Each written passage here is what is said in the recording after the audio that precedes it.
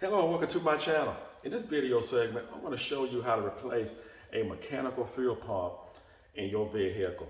Now, I want to use my Mopar here for an example, but you can use this technique, this step-by-step video on Chevrolet, Ford, you name it. If you're not a subscriber, just hit that button to become a subscriber right away. Let's get started. You want to put your car on jack stands, and you do not want to work under your car with a jack only. Make sure you have jack stands in the front and in the rear of the vehicle. Well, the first thing we want to do, we want to make sure the fuel line between the gas tank and the fuel pump is not clogged.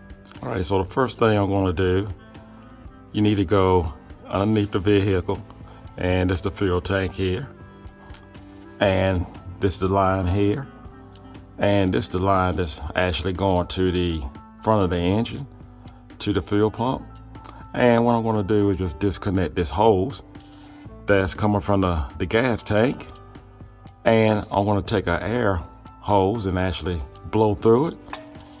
I disconnect it from the fuel pump at the engine, and I have a bucket underneath. Grab your air nozzle.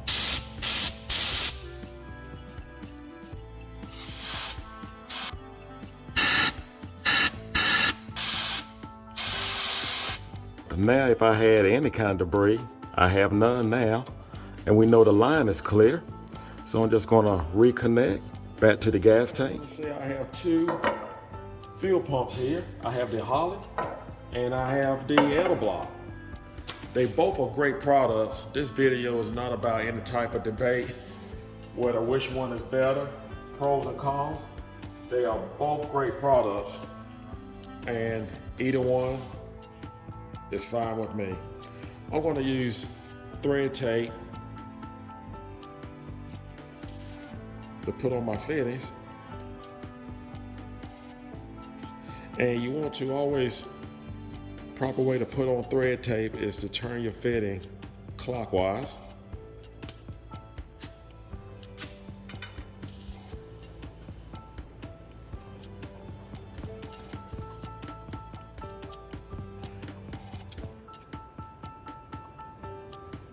And that way when you screw it in, you won't have any issues. And there is a wrong way and a right way to install a mechanical fuel pump.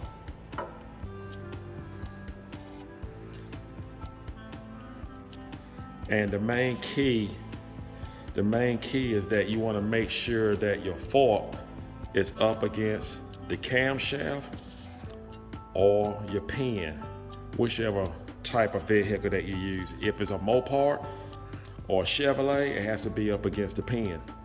If it's a Ford, it has to be up against the camshaft. And what we're going to do, we're going to prime the line from the gas tank to the fuel pump. If you are working on a Mopar, you're going to need this pin, and it's going to be very important that this hole here, that you get this pin, you put the pin in that hole, and you're going to have to hold it up there while you put the fuel pump, the fork, up there up against the pin. That is very important. Now, just off the record, I have a comp cam in my Mopar, and I'm going to use this Cam Lube insulation lube. And what I'm going to do, you want to make sure that you have it on the pin, and it's going to go up against the camshaft.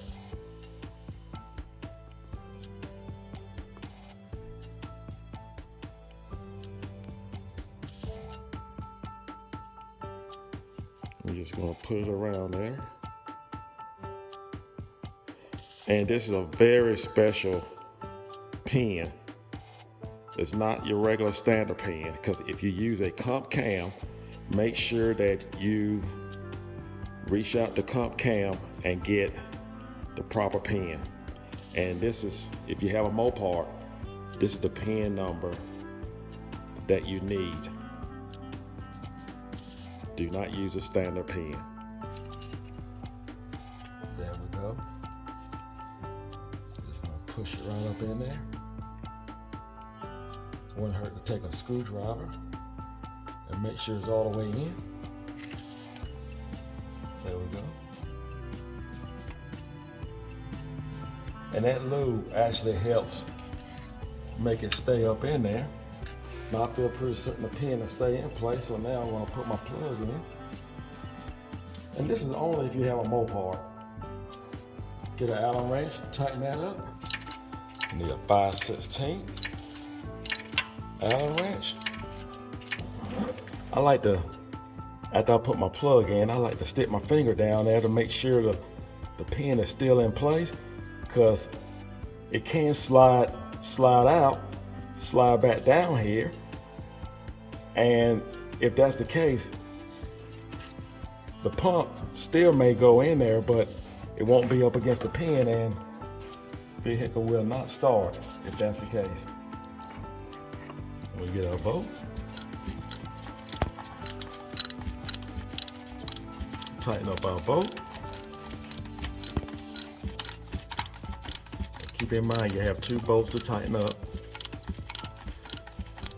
And you do not need a regulator for this mechanical fuel pump. We got the fuel pump back in, and what we're going to do, this line is coming from the fuel tank. So what I'm going to do is just make sure this line is full of fuel. I'm going to try to get as much fuel in this line as I can.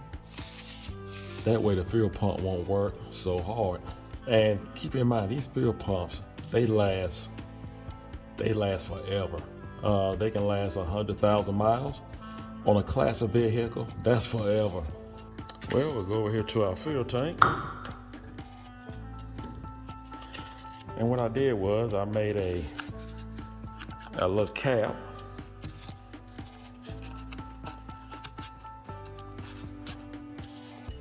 I want to take the air hose here and just apply pressure.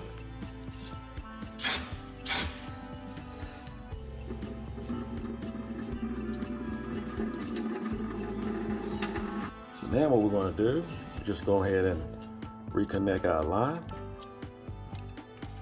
and tighten up our clamp.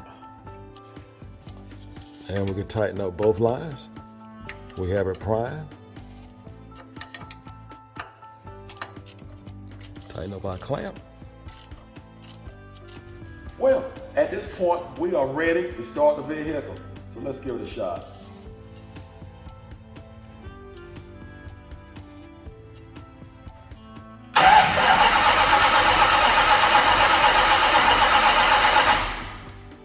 Well, we got gasoline in the gas filter. That's a great sign.